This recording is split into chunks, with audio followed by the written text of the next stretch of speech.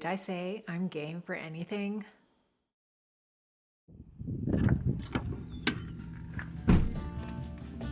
One of my superpowers is to be able to ride in a car for hours. Once I get in, the anticipation rides with me and keeps me energized. And as someone who loves a bumpy ride, Mongolia has no shortage of dirt roads that are etched in the ground. Off-roading is really the only option here. And with no street signs in sight, it's clear Mongolians know their country.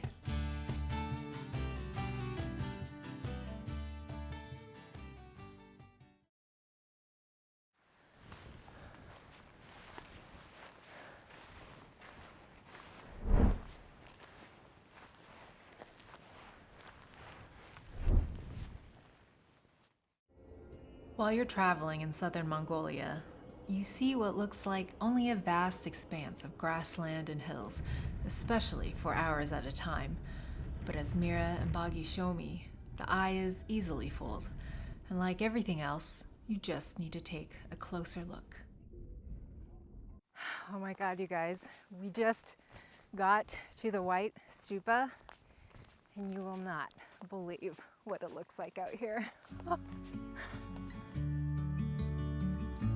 For the next several days, I know I'm going to see the greatest hits of southern Mongolia's vistas, but something about the White Stupa strikes me as different. For one, it's not very developed or crowded, at least not when I'm here. There's no official ticket stand, there are no barriers to keep one from exploring. It's pure, raw landscape to admire.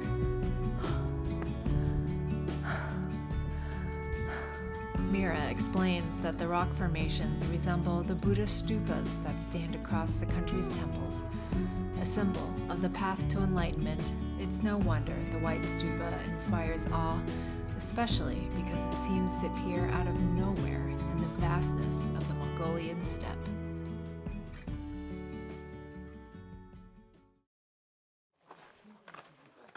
Oh, it is.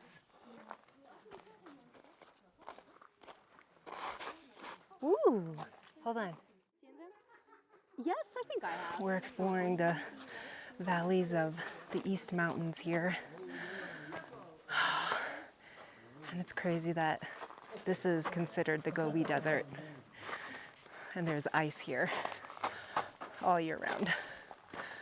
But really, the mountains kind of remind me of home. It seems like an impossibility, ice in the desert, but as I learn, with the Arctic winters blowing through, the microclimate of the Ural Valley traps cold air all year round at an elevation of over 9,000 feet or 2,800 meters. With the sheer rock walls of mountains that flank the gorge, it blocks sunlight from touching the canyon floor, which is why I'm walking on an ice field in June.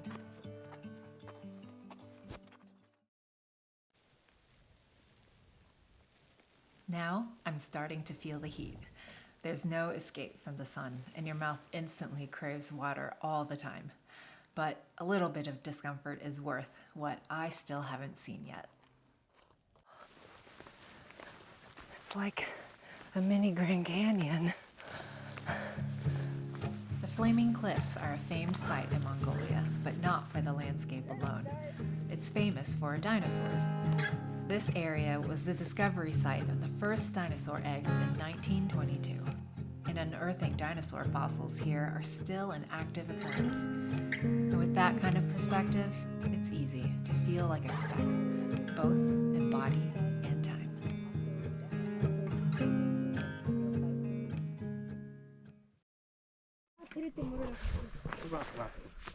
So we were gonna wait until 6 when the heat went down to hike up this sand dune, but the locals can see a storm soon approaching. It wasn't, a storm approaching that wasn't on the weather forecast. So now we're trying to book it to make it up to the top before it comes. Cause look, that looks nice. that doesn't. As a hiker, I know heading out in bad weather is risky, but if Mira feels good about going, I trust her. Because of the incoming storm, we choose not to ascend the highest point of the sand dunes, which can reach up to 1,000 feet or 300 meters in elevation. Instead, we're hiking a section next to it. Yeah, to get back down. As much as I love hiking, I always struggle with the ascent. And because of the fine, silky sand, I just cannot get the grip I want in order to go faster. And I'm used to hiking among trees and boulders at home, so the exposure to the elements here is unexpected. It feels strange not to be able to see cover anywhere.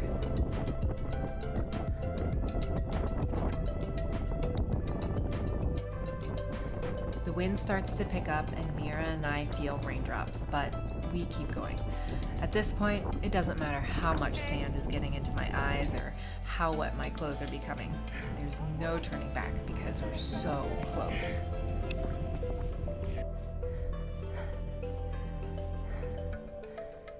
And once we approach the top, Mother Nature gives us a break, and we get to soak it all in.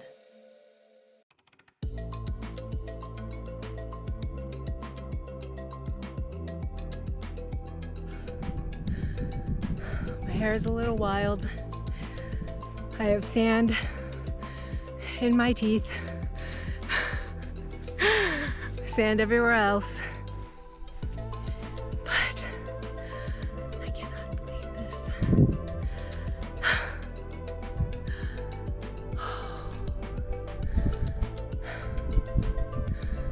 This is unbelievable.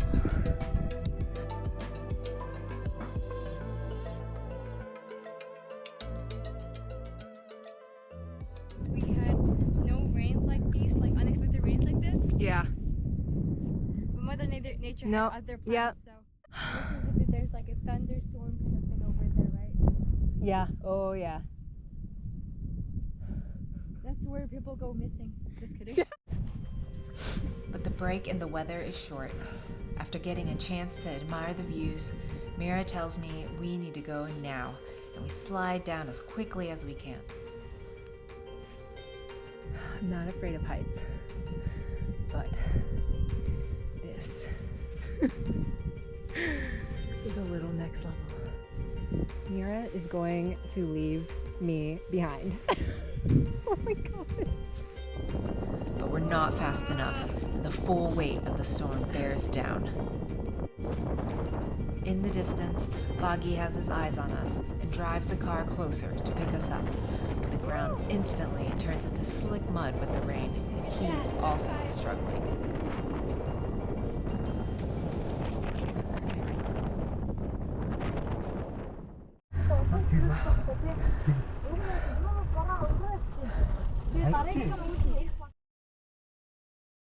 Okay. I just got back.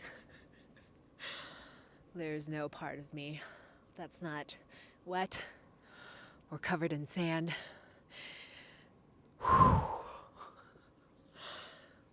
That was wild. I have... Can you even see that? I have so much sand. All the sand in my shoes have turned into mud.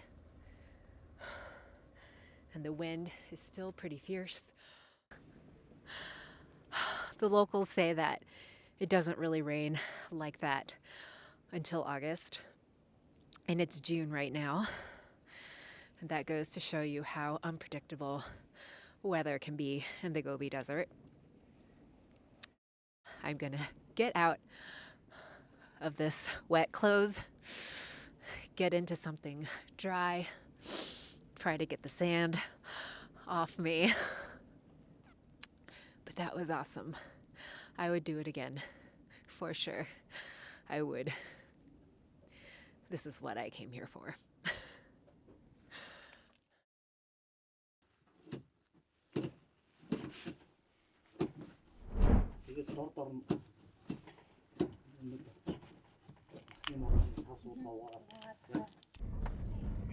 When I look out at the Mongolian steppe, I can almost visualize the cuisine. The abundance of animals grazing, but the scarcity of water to farm with and electricity to preserve. So, how does the abundance of one and the scarcity of the others combine to create Mongolia's cuisine? I guess I just need to get myself into a kitchen and find out. Near the White Stupa, I stay with Gertli, a widow with 2 children. She's a goat herder, but the goats decide to wander off during my visit, so I don't get to say hello to the furry creatures.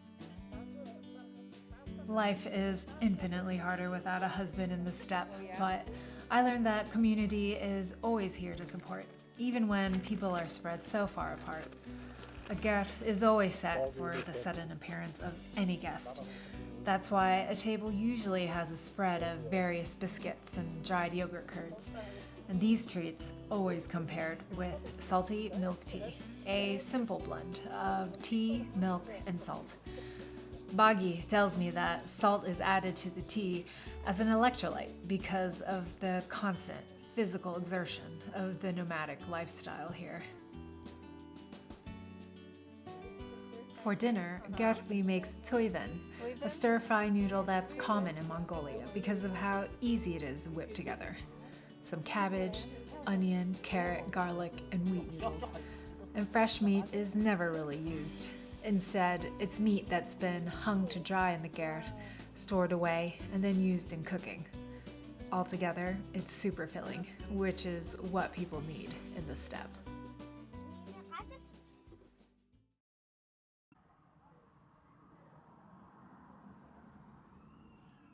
When it's done properly, Oh, I see. when you don't cook it properly, it tastes really like stiff and hard to chew.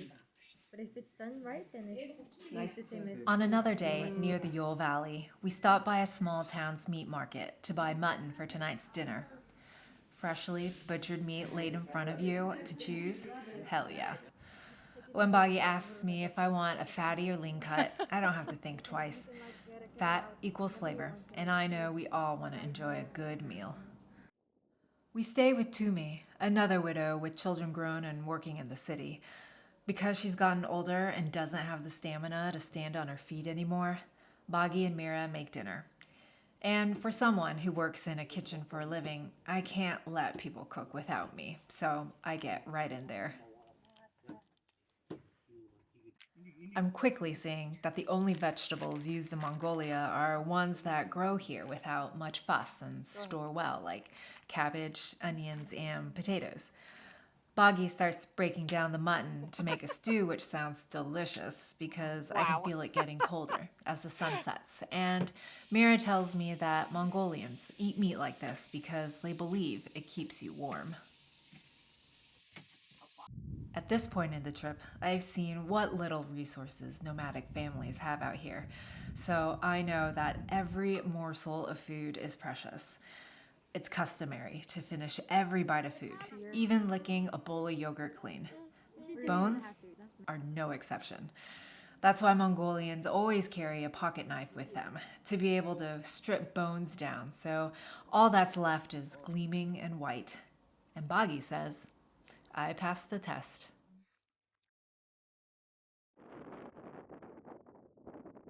At Elsan Tasarkai, I stay with a nomadic family that are horse herders. Nerkwe, or Nick, has taken over for his father in this family business, and watching him break a horse is pure magic because I know Mongolians have a deep connection to these creatures. Wow. Since it's the beginning of June, we're catching his family in the middle of transitioning from their winter to summer gert. And because their summer gert isn't set up yet, we stay at the winter location. Tonight, they're preparing korhog, a Mongolian barbecue dish. And the technique used to make it is something I've never seen before in all the kitchens I've been in. First, river stones are collected and heated in the stove until they're red hot. When ready, they are transferred into a pot with the meat, usually mutton or goat, and the sizzle and steam is immediate.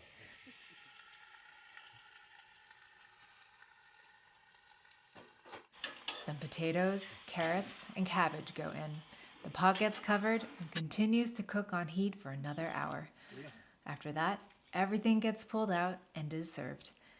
The meat is nearly falling off the bone, and the flavor of smoke is strong and so delicious. Nick's mother, Oldma, tells me that herbs aren't commonly used in Mongolian cuisine because when you eat pasture-raised animals, those animals are feeding on the natural vegetation in the steppe, which then flavors the meat. Isn't that the way we should all be eating?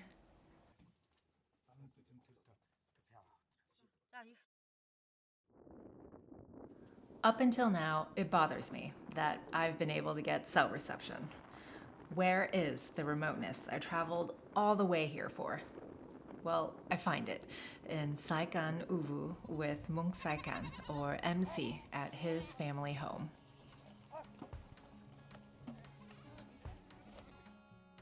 We have a lot of space to spread out here, and I get to learn how to make kushur, a traditional fried pastry filled with meat and vegetables.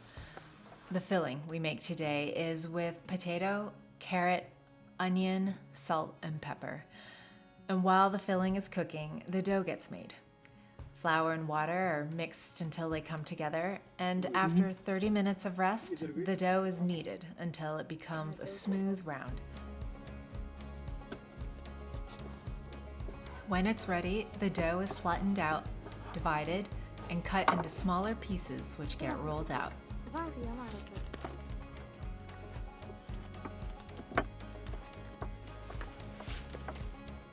And Baagi shows me one example. Yeah. Just from both sides, pinching in one top of another.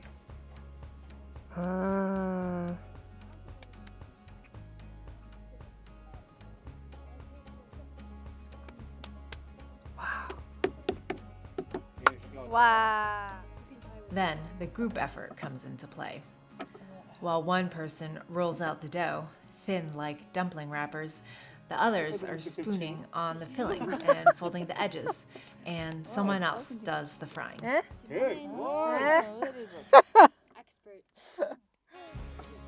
And apparently, because I've proven my skill in folding acceptable kushur, Baagi makes me roll out the rest of the dough while he starts frying. Mira tells me there's a hierarchy in kushur making. The most important are rolling out the dough and frying, which the more senior family members do. Most of the family end up filling and folding. And the young ones that have no skill or patience, they get to count what's been made. Yeah. Every dish I learn about, every recipe that's shared with me, I write it all down. I want to watch every part of the process. I want to be part of every step. Because I know it's moments like these, when I'm one-on-one with people who have come to trust me, that this is my chance to find out more about them. Oh, heals tiredness.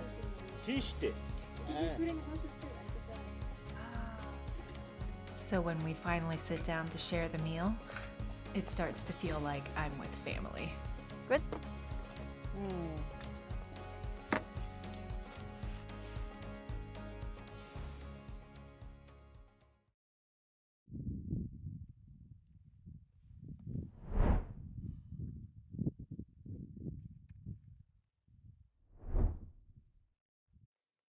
To me, the whole point of traveling is to be embedded in local life. I don't want any exceptions made for me because I'm a foreigner. If this is where you sleep, it's where I sleep. If this is what you eat, it's what I eat. If this is how you live, then this is how I live too. And when your hosts recognize that, that's when they really invite you in. So I just got to where I'm sleeping for tonight. It's a nomadic family that lives out here. They've just transitioned into their summer gur. But I have a little row of gurs here where they can accommodate guests. And this one is mine. Let me show you around. So you kind of gotta open this door and it's very windy outside, but it's super cozy. I can stand up high, but you have a little skylight up here, and basically there's a kind of piece of fabric here that can roll to cover this hole and to uncover it to let in light or to not let in light, especially when you're gonna sleep. Right now, sun is setting at like 9 o'clock, so I might be up pretty late. The gur, or yurt in Mongolian, is easily one of the most iconic symbols of nomadic life, and I'm excited to be staying in them. Since it's early June, nomadic families are moving from their winter location, typically an area with more protection from harsh winds, to their summer location, an area with more pasture for animals. Nomadic families generally have free range to choose where to set up their gurs because pasture land is managed as common property by the government in order to sustain this lifestyle. Just got to the second place that I'm staying at on this trip, and this is the gur. It's a little bigger than the one from yesterday, but let's take a look. There are 5 beds that fit into this one. And it's pretty much designed like the other one. I know you can't smell it, but there's actually this fragrance of incense in here, which is really nice. And then this one actually has a stove. Luckily, now that it's summer, we won't have to use it, but this would be how we stay warm in the winters. It's definitely made out of iron, and I see some coal remnants in there, but imagine how cozy this would be with a ton of people in here around this thing. Actually doesn't sound too bad. The structure of the gur is made from wood that's built into a lattice that's collapsible, and the exterior is covered with weatherproof canvas. And it's traditionally all held together with rope made from horse or camel hair. The interior and floor are lined with felt and carpets for warmth, and the furniture is constructed to be easily broken down and reassembled. If I had to move 2 times a year, I'd want everything to be just as efficient as this. All right, y'all, so let's talk about electricity and water out here. So obviously there's neither, but for electricity, you'll see a lot of nomadic families here do one of 2 things. They'll either have a battery, like a car battery, and use that as how they power their phones or anything else they might need. A more renewable way of doing it these days are with solar panels, and you'll see it outside the gurs often. And then, as you can see here, I'm really lucky and I have light for tonight, but it isn't always like that. And that is why I always bring a headlamp for these things. Yeah, electricity is really precious here, and not all families are able to provide electricity for their guests. So you really have to be pretty self-sufficient when you're traveling out here. And I tried to come as prepared as possible by bringing 2 power banks, and if things really hit the fan, I also have a solar charger myself. I have not had to use this yet, and I kind of hope I don't have to, but I'd be really curious to see how it works. Now, water. Water is also something that is so precious here. I've learned that most families will go to the center of the region that they're living in and collect an allocated amount of water to bring back, and then they can make this trip as often as they need to, but obviously it's a long journey, and again, you don't want to waste a single drop here. You'll often see dishes that are lightly used just get kind of wiped clean and not really doing the whole water and soap thing unless it's like super greasy and like super dirty, but every drop counts here. So what does that mean for me? Well, for brushing my teeth, I just use bottled water. I have a water filter here too, but there is no water to filter, so there is no use for it. And for my bath, I have these, and this is how I will take my bath for the rest of my time out here. And I'm okay with it because that's just how life is here, and no one cares. No one cares.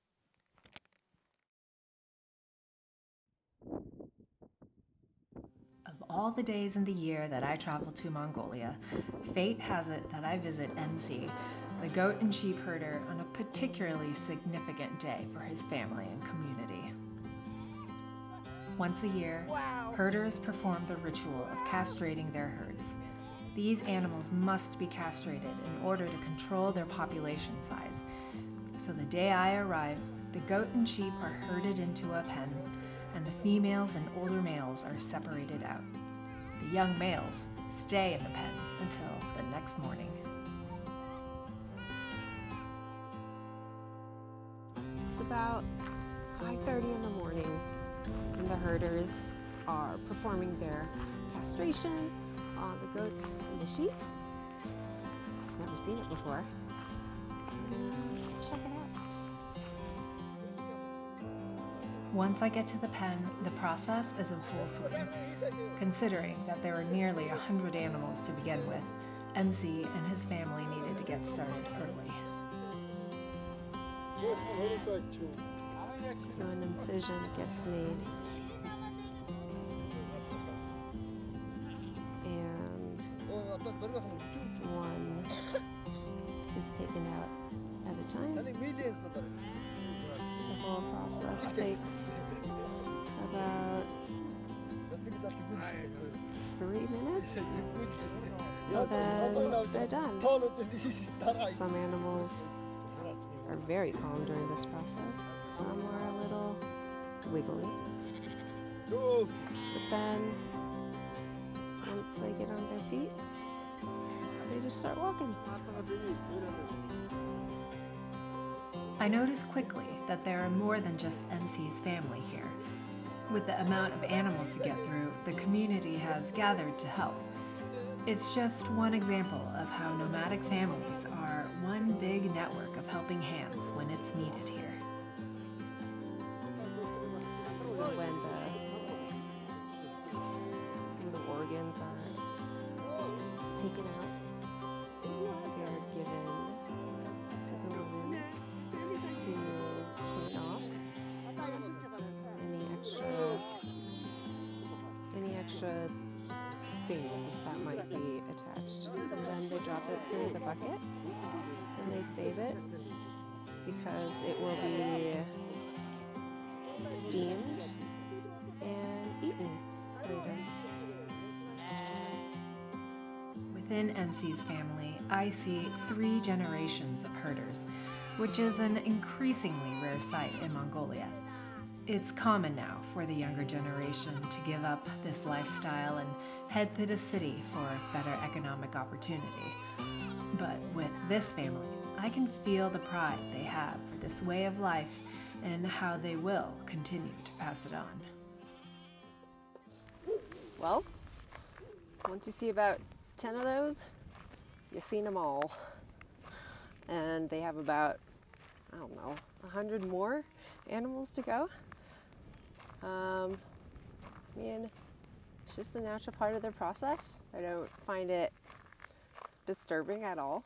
If they don't do this, it's just their population's gonna spiral out of control.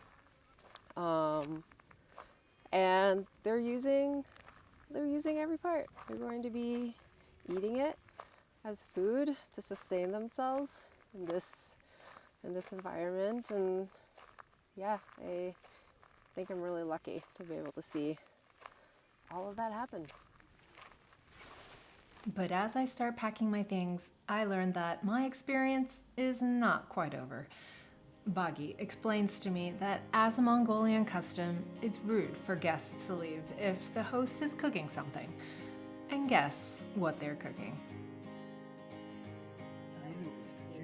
As we enter the Gerd, I see that the entire community has gathered, with the elders seated at the front and the younger ones in the back.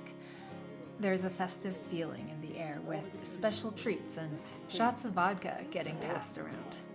And the entire time, I'm eyeing what MC's wife is tending to in a large wok set up on top of the stove.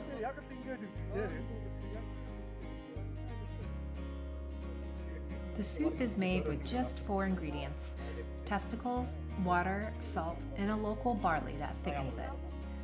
A bowl gets passed to me with 3 small balls, a mini portion, I'm told. And because I wasn't about to break the other Mongolian custom of not finishing one's food, I eat all of it. The flavor is simple, and the texture is creamy, like tofu or pudding. Mira says Mongolian expats miss this dish the most when they're away from home, so the fact I get to try it on this visit makes me feel extremely lucky. It's my last day in the countryside. We're heading back to the city today. And I feel very filled by my experience out here in the rural of Mongolia. And just, gosh, I feel like I just scratched the surface. I'm gonna take a look at the view outside. I think the main takeaway from being here and staying with them is that everything is precious here. Water, electricity, food. It's a means of survival. And it sounds harsh. But that being said, it doesn't mean that they're necessarily suffering because they have their community. You have people that are just a call away, who will be there to help you with whatever you need. And I think that is what has sustained the nomadic families of Mongolia the most. And that's a really beautiful thing to see.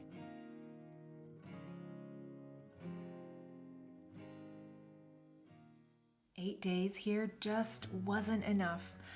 But for being my first solo trip abroad in 6 years, coming here did exactly what I needed it to do. Experiencing life outside every construct of what you know makes you feel profoundly alive. And getting to feel this again after 6 years shook something loose in me. Coming here made me realize that the travel of my past is also meant to be my future. And being in Mongolia connected that for me. It never ceases to amaze me what travel can open up for you and within you.